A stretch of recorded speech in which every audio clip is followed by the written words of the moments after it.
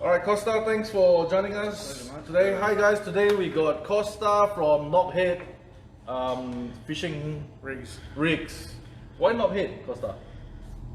Oh, okay. No, big snapper, big knobbies and that kind of stuff, so okay. It started off with the Paternoster, so. Okay, cool. Yeah. So everybody that comes into our show, Kosta has to answer this question, right? So what was the first fish you caught, and can you actually remember where it was and how did you catch it and what happened to it? Would have been whiting with my dad down at Iluka. Okay. On a little alvy reel, one of those fluoro ones with the eyes with the turned metal on them as the eyes, and solid fiberglass. Yeah, we caught heaps. On what did you catch it on? Worm. Yeah, oh, okay. Worm, long shankle. Everybody the old we should actually start a survey. Everybody catches like fish on worms, like. Yeah.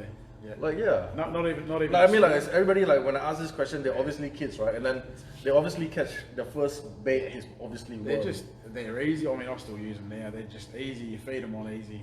They stay on. Okay. You don't have to keep, with prawns and that kind of stuff. You watch your kids cast them, and you see the prawn go that way, and the rig go that way.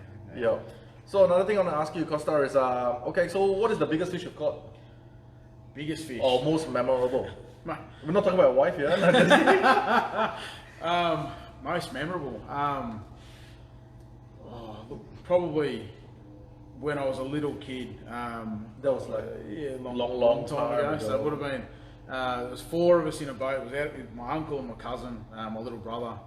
We'd gone out for the day, and we were hand lining snapper, and the uncle had a livey out the back with a yakka on it, and we hit about 125 pound marlin. So 125. Okay. Yeah, so a good sized fish. Obviously not expected. We thought a mackerel might come through, but just having taking turns in it. So I didn't catch it, but I got a turn to actually feel the power. It was awesome. So a little kid, not experienced on boats and that kind of stuff, was there. You get your hook pretty quick. So cool. Yeah. And then the other thing I want to ask you is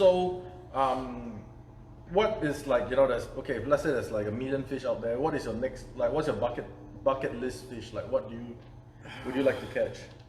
Barra is my bucket list. Have you not caught barra? Never caught a barra. No, I've never caught a barra. So my family used to go up all the time to Weeper, and I never went. So okay. But there's a few bucket lists, but barra's probably the top. But Saratoga on a fly is another. But yeah, barra's definitely the top. Okay. Just never done it. So I lived up on Hamilton Island. Could have gone to Proserpine for years. Just never did it. So it's definitely on the bucket list. Do you use a lot of lures? Yes. Yeah. What kind of lures? What is your favorite lure? Plastics is mainly what we use. Okay, so, for snapper or snapper, kingies. Okay. How do you use it for the people that don't know how to use plastics for kingies and? Generally speaking. What is your secret spot? Yeah, Buckley's. So, generally speaking, the gulps and that kind of stuff is what we use. Your grub tails, your jerks, your jerk shads and that kind of stuff in the biggest ones. Okay. Weights depending on how much current and that kind of stuff we've got out wide. But yeah, generally dropping them down. A lot of the time, dead sticking works really well. So just put it in a rod holder. Don't muck around in it. If there's no swell, rock the boat. Just walk run. Pretty much, yeah. But plastics and that kind of stuff I always like. Your little Xerics are what I'm starting to get into now. After fishing with cane. What do you call it? Fish traps. Yeah. So they got pretty big fish traps. Yeah. So cane cable got me into the fish traps. So I've always used the prawns on flatty and that kind of stuff. But okay. Yeah, love the lures, but I love the bait as well.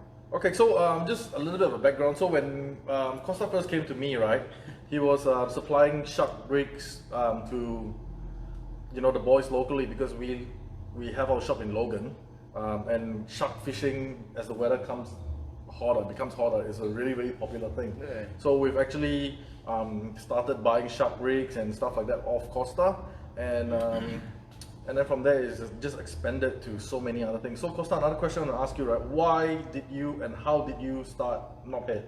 So Nobhead originally started with the Paternoster rigs, these ones here. So okay.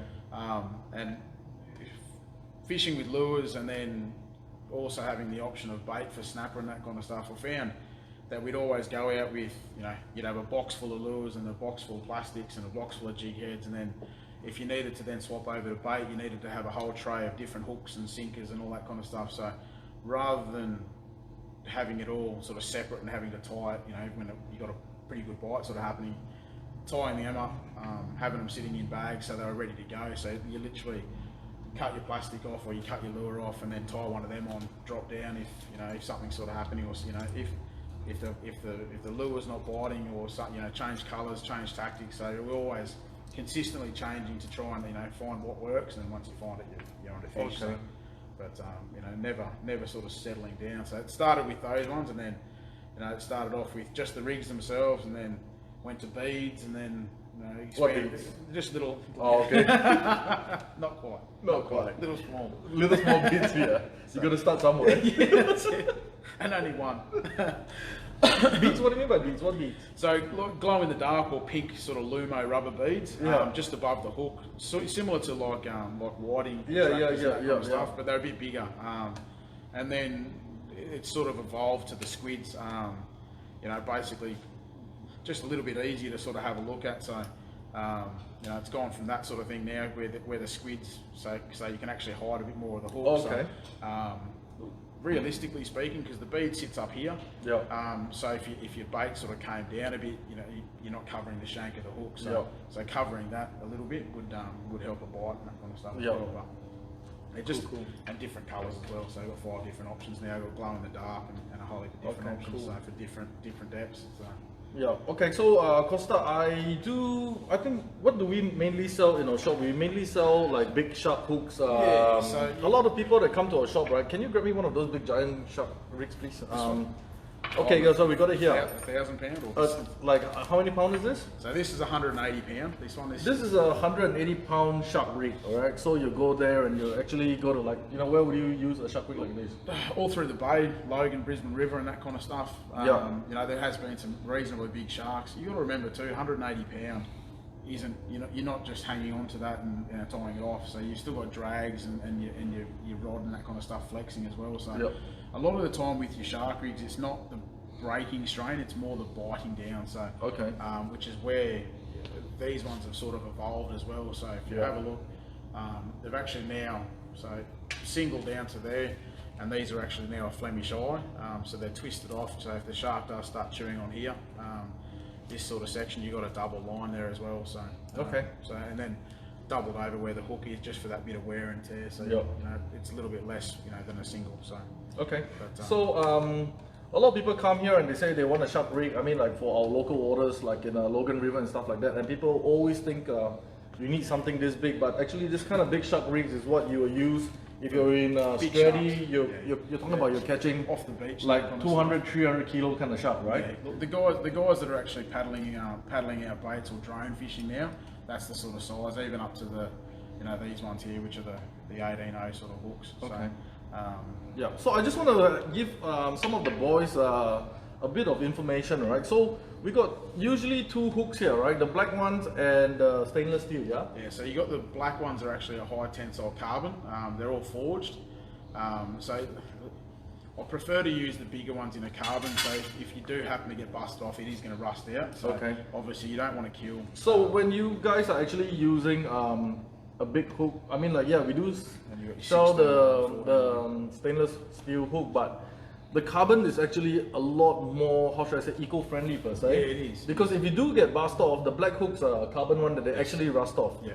The stainless steel hooks, they will rust, it just takes longer. Yeah. So if you guys love sharks, and, you know, like, you know, we used to, you know, most anglers, when they chase a particular species for a while, they start to actually care for the animal they're chasing, right? So if you actually are more, you know, eco-friendly per se, I know there's no eco-friendly almost in fishing, but if you really care about the shark and stuff, try to use more of the carbon hooks, because they kind of like rust stuff. Yeah, well, it does help too if you do happen to gut hook and that kind of stuff. It's pretty rare with the circles, but you know, if you do happen to gut hook something, it will, you know, and you've got to cut the trace, it will rust out, as I said, a lot quicker. So so the less harm you can do to them, the better. So. Okay, so I just want to talk about the other shark rigs that we have, which is, man, it's shark season now. It's crazy. It's like we sold like what, 5 or 6 views today to like.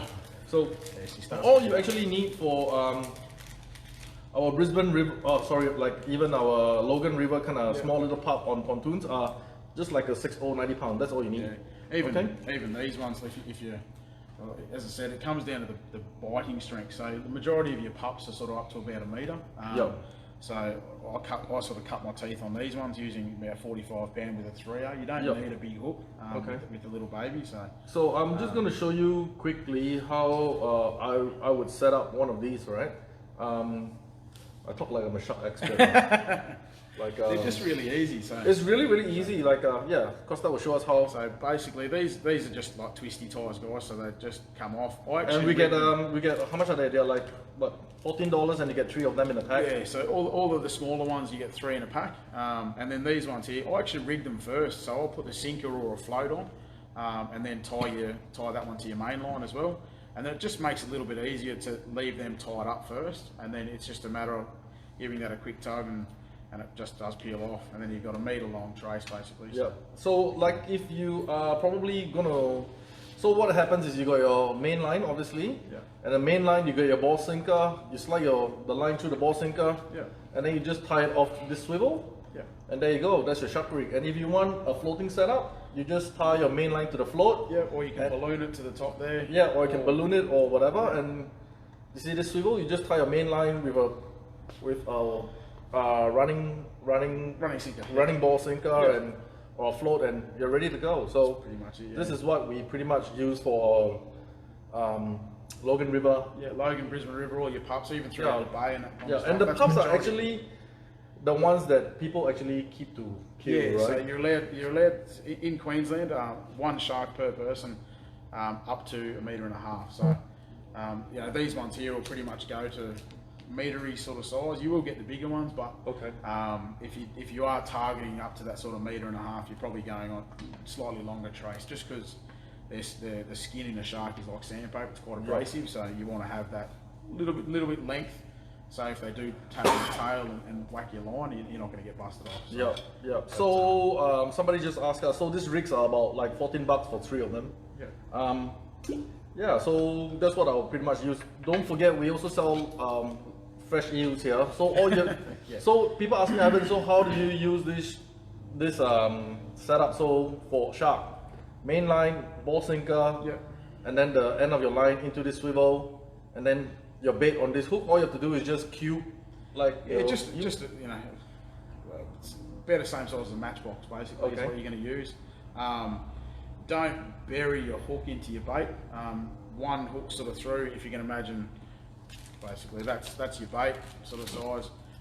Top of it will just go straight through, and leave it dangling like that, so you've got plenty of hooks set up. Like a shark's going to grab the whole lot, so even the small ones, their mouths are actually reasonably big, so a 6/0 or an 8/0, or even down to the 3/0 ones, they're going to grab them pretty easy. So don't strike up on the sharks, let them run, because they will actually chew on it for a couple of seconds, and then if you let them run and turn, as they'll sort of turn and run away, you'll hook them pretty neatly in the corner of the jaw, and then, as I said, it's easier to get away from them then. So is there a particular type? I mean, like you and Jason, you've been chasing shark your whole life. Is there a particular type that you like to chase shark in the Logan River? The slack tide is always what I've sort of found a lot of the time. The slack after the high or the slack after the low? The high was always my favourite.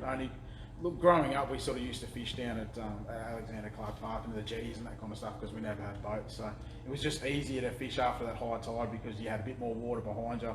There wasn't mud and that kind of stuff, so that's why we generally fished it more. But I just always found that was the better one from that high tide, all the bait and that kind of stuff running out. And the sharks sort of actively hunting, but right on dusk is probably more the... so if you can get the slack on the high on the dusk, that would be your happy days. Bingo. Pretty much, cool. But nice fresh bait too. A lot of people used to use even I used to use the stinkiest bait you could, but I've noticed now a bit older, the fresher the bait, the better. Fresh, the freshwater eel, obviously, from you guys. And, the freshwater eel come in still live. We have to freeze it for like a day. Have to do that. And they are pretty fresh. What about mullet? Do you guys use mullet or catfish? Catfish fillets are good. You just got to be careful with the catfish, because obviously their spines and that kind of stuff, because they hurt. If you do get hit with one. So just be careful because you do get them a fair bit in the Logan and Brizzy, but mullet is probably my favourite now.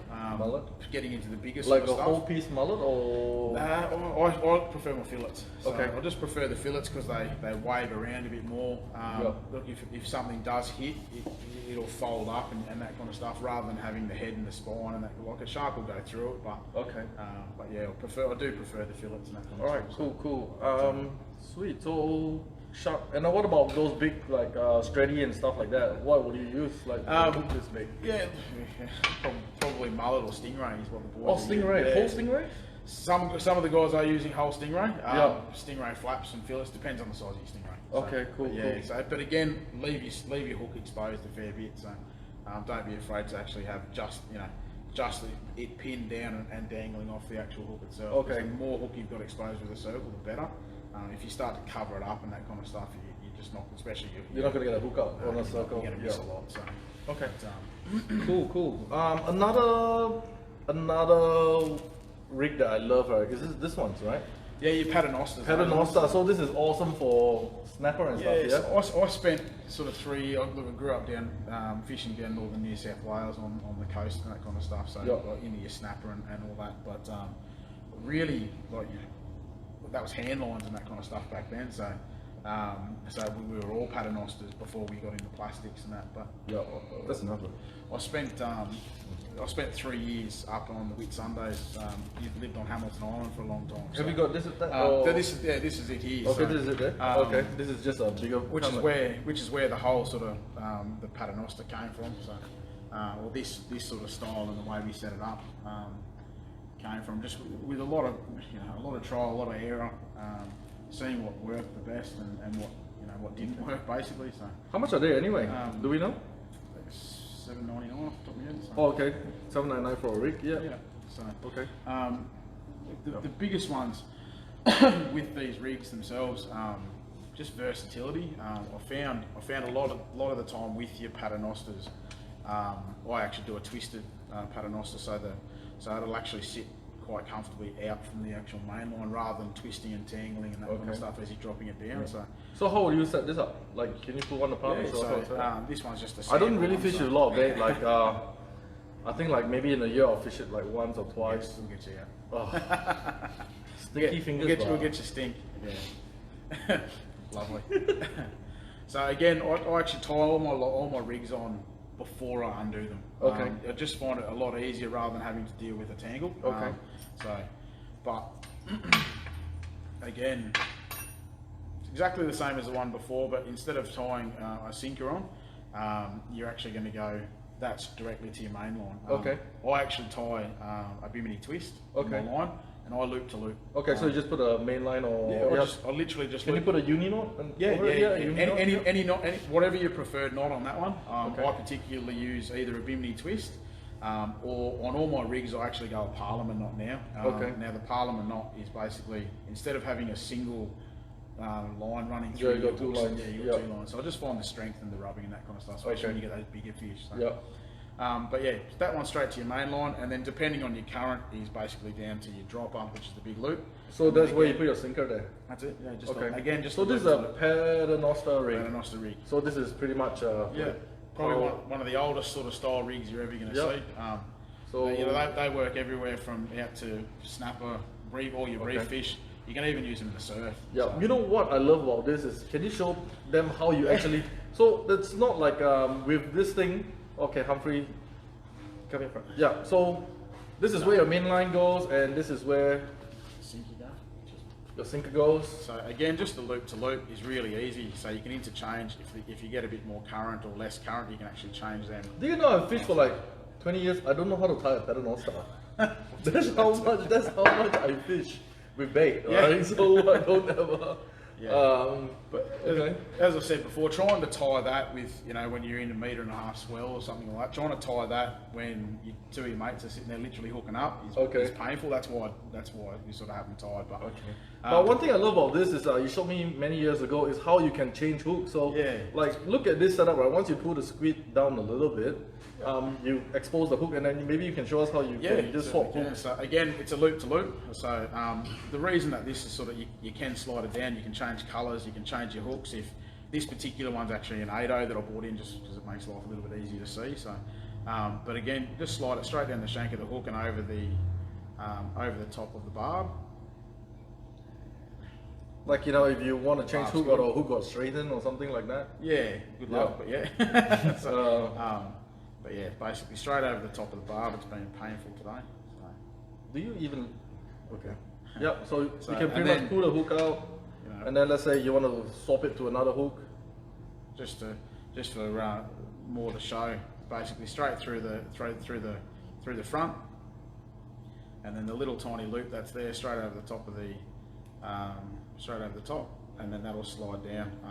Fits a little bit more snugly on the back of these because of the eye. Yeah. So it just runs straight through the back. Yeah, but I mean, like sometimes people want to put like a gamma in there or exactly that. Hooks you can change it over to a circle hook and that kind of stuff depending. I just found with these ones, because a lot of people do strike on their baits. Yeah. That's why I don't use the circle. Yeah. So if you actually find that the rigs comes with circle and you want like just a normal J hook, you can swap it or vice versa, you know. So that's it. You don't really buy the rig and say, oh, you know, it comes with this. It's very actually easy to change the hooks on them. Yeah. And how many colors do they come in? There's 5 different colors. 5 different colors. Yeah. So yeah, if you want easy, you know, trip out there, they are awesome. All right, and we have them all the time in stock. So just makes life a little bit easier, especially if you are fishing with plastics. You know. Have them sit in the and you know what? Also, if the fish are really shy, I'll try to change one hook here without killing myself. You know, if the fuck, I'm not gonna kill myself. Oh fuck, might be hard to get off that size, but All right, so you know, the other thing too, if you actually, if you actually want to change the hook without. I mean, like if you pull the hook out and you don't want the teaser, you can definitely put the teaser out and put the hook back on. So it's so versatile. That's why I love this rig. It's so easy to use. Not many people know how to use it, so that's why I actually wanted you to have this interview today just to show people how easy it is to change the hook. I mean, if a spastic like me can do this, if a retard like, oh man, I'm gonna kill myself. I'm gonna put like 5 stitches soon. What? Oh man, I don't use bait at all, so please boys forgive me. Very seldom do I use bait. Okay, there you go, bang. If a retard like me can do it, it's just a matter of pulling it down slow and you're happy days, So. See, so bam. Okay, so sweet. What else do we have here? What is this? Is it the same stuff? That one there is the sliding snail. So this is a sliding snail. This is apparently what people use for mackerel and stuff like that. I don't know. These ones, so mackerel's that one. Okay, so what is this one? This one is so I've got 2 different sizes. Those 6.0, which is I don't know if you ever saw the big jury that was in the paper. So that was on the 6.0. This particular one's the 3.0. So the guys are using these. I'm using these ones for your mangrove jack and that kind of stuff for live bait. Dead bait doesn't matter. So if you've just got a longer bait. So what have you got them today? Yeah. So boys, I'm just trying to do as many videos as I can with different people with different form of fishing. We're not just a shop that sells lures, or jigs or poppers or stick baits, even though we got a lot of them in our shop. We do sell a lot of specialized gear for the bait fishermen too. So it gives you a bit of versatility as well. So okay. This one here, just basically your single double hook.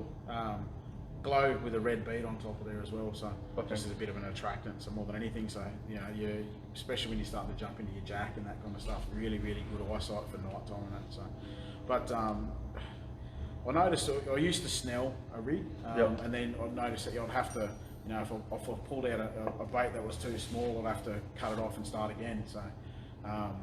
So these ones actually come from the boys down south, cousins and that kind of stuff as well. So we actually came up with these ones. We were butterflying yakkers and sending them down to the deep for kingies and that kind of stuff. So, but these ones here, if you've got a small strip bait of tuna or you've got a whole squid that's this big, you can actually extend these as well. Okay, so depending on the size of your bait, you can actually extend I'm going to kill myself.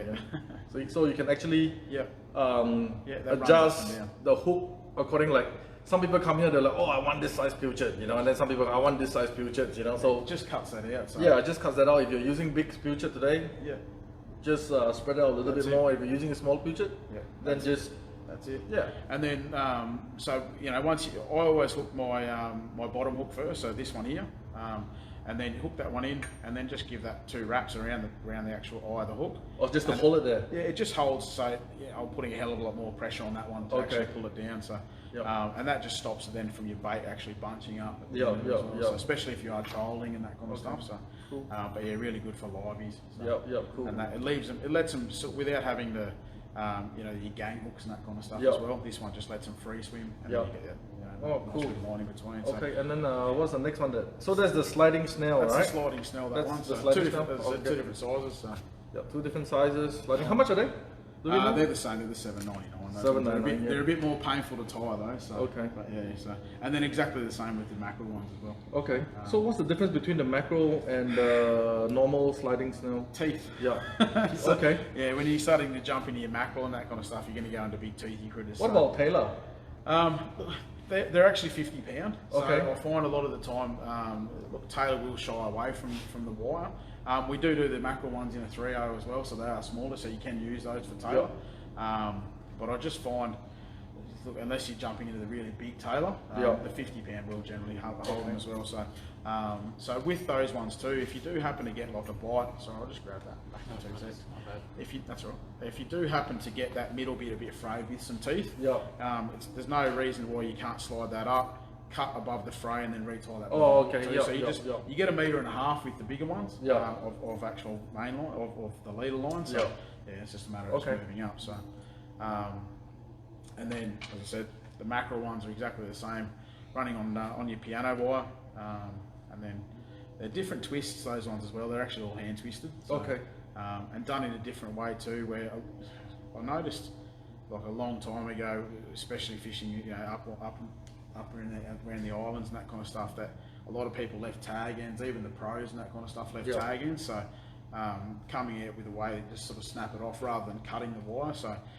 There's nothing worse than sort of grabbing that, having it slice through your hands, and actually cutting your pieces. So with that wire, so that's nice and easy rather than the hook and the finger. Okay, cool. So but again, that's the mackerel and the sliding. That's the mackerel for when you're towing your slimies and that kind of stuff, or your yakkers, so towing them behind the boat. So and again, they extend depending on your size of your actual your mackerels and that kind of stuff as well. So the kits are pretty easy, like you buy them and you don't really have to worry about the bait size and stuff. You can actually adjust your sliding snail according to the bait you buy. It just saves cutting off and retying rig after rig after rig, so it just makes life a little bit easy. Okay, so what have we got? Something new, don't we? We do have something new. So not new, new to the shop. New to the shop. Okay. So a lot of guys are getting into that deep water stuff. So when I say deep water, we're 300 meters. Electric reels. I don't know if some of the guys might have seen some of the posts that I put up over the weekend. Out at the shelf and that kind of stuff. But I just bought a section of it. So this is actually a triple Paternoster. We're running basically 400-pound main line. So 400 pounds. 400 pounds. You can lift my mum with that. Pretty much, You nearly need to. So you're basically winching up to sort of 3, 4, 5 kilo sinkers. And then a couple, 2, 3 fish that could be 15 kilos. So as we discovered on the weekend, so some big bass groper, barcode, hop hooker, your blue eye trevella, flamies and that kind of stuff as well. So I love those things. I'm too lazy to jig out there, so we don't cheat. Real fishermen don't cheat. I cheat. So we cheat. I love jigging 200, 300 meters of water by hand bar. So that's my gym. Happy days. You can keep it. Okay, but so tell us about this rig. So as I said, I've just bought a portion of this one in. So 400-pound main line. They're all crimped as well because you can't really tie two good knots with those ones. Connecting those ones with a reasonably big swivel that you can get for you guys as well. Down to your double swivels. So they'll actually, because these twist a fair bit. So, and then down to your glow. So that's where you're going to put your bait. Glow squid, and then we basically use big arrow squid sort of that size, again, just pin them back into there. And we'll put some photos up of the stuff that we're getting with these ones as well. But these are the rigs, as I said, they're a triple. Then the three-way, so what hangs on the end of that? There's a weight. You'll have another one of these. So you've actually got 3 sections of these. And then down to another dropper for your sinker. This is, as I said, they're really tall. They're probably 3 times taller than me. So being sort of that. So you can just imagine like this is only the top section pretty much, yeah? Yeah, so that's just the top section. That one is tied to the main line. If you can imagine 2 more sections underneath that. So, but again, all crimped and that kind of stuff as well. I'll actually heat the mono up and give it a bit of a lip too, so it just gives it a little bit extra bit of strength, so it won't pull through those crimps as well. So cool. Just give you a bit of extra strength, so because you are winching some pretty heavy fish up. So especially if you've got 2 of them in one rig. So the deep drop boys, if you guys need to get some of these hooks and stuff like that, how are they difficult to change the hooks on these things? Those ones are, they're actually crimped on. They are crimped on. They are actually crimped on, those ones. So, just basically because of the style of setup. They're just a little bit harder. And making kits, you really can't suit everyone, right? So. But I think like if anybody that actually want to change the hooks, they still can, right? They just have to they can, but I think you guys actually sell the same sort of alloy crimps and that kind of stuff as well. So it'll be a matter of having a chat with you, adjusting the size of crimps, or having a chat with you as well. And then I can always adjust something. And If you guys really need something like custom made or something like that, I'm sure that Kosta will always sort something out for us, no problems. Another thing I want to ask you, so it's good to see that you come up with new shit all the time. Always trying. Always trying. So what is the future do you see for Nobhead? Look, mainly hand-tied stuff. I tie everything personally. I don't want to give it away to the overseas and that kind of stuff. I want to have something here that's hand-tied by me that I can quality control it. So.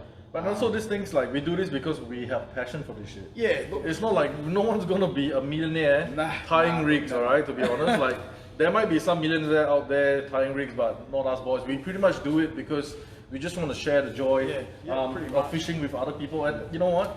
There are a lot of pro fishermen that have their own setups and stuff like that, but a lot of people also do not know how to tie a rig and stuff like that. So this is a very easy way for beginners to actually buy a rig and like, that works, and I'm not going to invest money on like a crimper and 300 meters of piano wire and stuff like that. So I'm sure the pro fishermen always have their own methods. They do, and a lot of this stuff has actually been developed with friends that are pros as well. So stuff that I've sort of come up with and then spoken to friends and then guys that actually do pro fish, just to tweak what I'm doing or change it slightly and that kind of stuff as well, just to make sure that and if anyone's ever got something that they sort of say to me, look, why don't you try this? I'll actually try it, and if I find it works better, I'll change it. So similar to these ones here.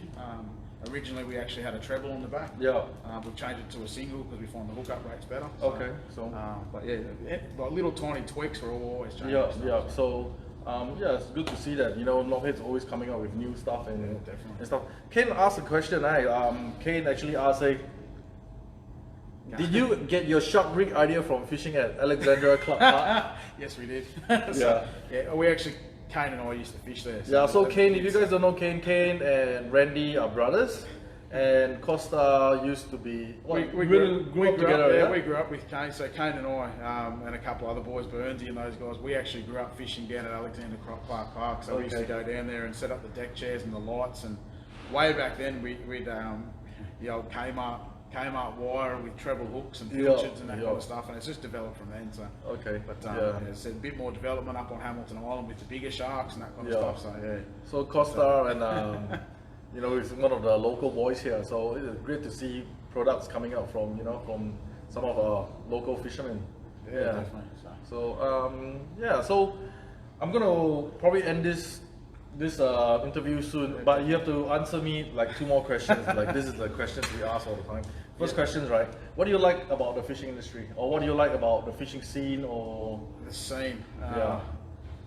The scene itself, probably people that you actually get to meet. Or if I wasn't into it, I wouldn't have met you guys and that kind of stuff. I sort of catch up with family and friends and that kind of stuff with fishing as well. So I like talking to people, obviously, so as well about it. So that's the side that I really like about it, and obviously getting on the water and doing it myself as minimal as time I get to go and do it. But I love doing it. So. Awesome. That's probably what I like about it the most. Yeah. Okay, and then I mean, I wouldn't say about the scene or the industry or whatever. So, what do you hate about the fishing scene, the fishing industry, and if you had to change something, how would you change, or what would you change? Probably hate the narkiness, like between. And you know what? A lot of people come here and talk about narkiness in the fishing. People don't understand how bitchy it is, right? It's bad. I didn't realise until I started. I was a main sponsor of a shark comp that we did a couple of years ago, and just the narkiness and bitchiness, you know. I don't care if somebody else ties a Paternoster rig or a shark rig or anything like that. It doesn't bother me. So, each to their own. Everyone's got their own personal ways they do it and that kind of stuff. But it doesn't mean that I don't like that person because they do it or whatever it may be. So, just the personal attacks on people because of that kind of stuff, you know, can really affect people. But we're all fishers, like just I know, just chill. Get out and just get out and enjoy it, you know. I mean, I know the narkiness firsthand. When I first started my business and stuff, it wasn't even like a month before I got my first lawyer's letter. They couldn't get me legally because what I do is obviously legal. Like there is, apparel importing back in the day. Those days were, people don't realize it's actually legal. It stops monopoly and it gives more choices to the consumer, right? Yeah, definitely. So they couldn't get me legally. So other tackle shops, I don't want to name names or whatever, but we let bygones be bygones. But I'm just trying to say my experience. They actually called my customer and said, a tackle shop actually called my customers up and harassed my customers. So why are you buying stuff from this shop? He doesn't buy from. And you know what? It really doesn't need to happen. We're here to try and feed our families. We try to enjoy what we love. But like I said, I do understand firsthand the bitchiness and the narkiness. And you know what? And we still get it today. Yeah, definitely. We still get it today, and me and our boys, we just put our head down and we just keep plotting on, And to be honest, I've been through the worst of it. It is getting better for bait tackle store. Now that we're a bit more established and people can actually see we're not doing this really. I wouldn't say I'm not doing this for money. Like, of course, it has to be profitable to feed my family and stuff. But we also, people start to see that we're actually doing this with our passion, and we actually enjoy what we do. You and I spoke about it to one of your customers recently about the Anglers Facebook page that you guys have got, and how it's. If there is any narkiness on it, you just get rid of them. So we don't need it. We don't need it's hard enough catching a big fish, let alone catching a big fish and having to deal with the shit with catching a big fish. That's it. So I definitely get it, and thanks so much, Kosta, for coming to my show. Thank you. Guys, I love doing these shows because I just want to get to know my friends better and stuff like that. But next week I will try to get Duncan from D&H Real Repairs. He's promised me that he's gonna come, but knowing Duncan, he's probably gonna be drunk. Alright? But he's good though. So to me, I know there's a lot of real repairers in Brisbane, but I use Duncan because he's so organized and it's a very, very stable business that I'm not saying the rest of you guys are not stable. I'm just saying Duncan's a good friend and he support our shop with a lot of real servicing and stuff like that. So you can actually get some of the parts that some of the guys. You know what? I just rang him today and I had a reel repaired by him, and he's like, I haven't had to call New Zealand for this part, So next week, hopefully, we'll have Duncan to come on our show. I hope you guys keep watching us, tuning in every week. I'll try to make a show every week on a Thursday or on a Wednesday. So thanks to all you guys for tuning in. And we'll see you guys next week.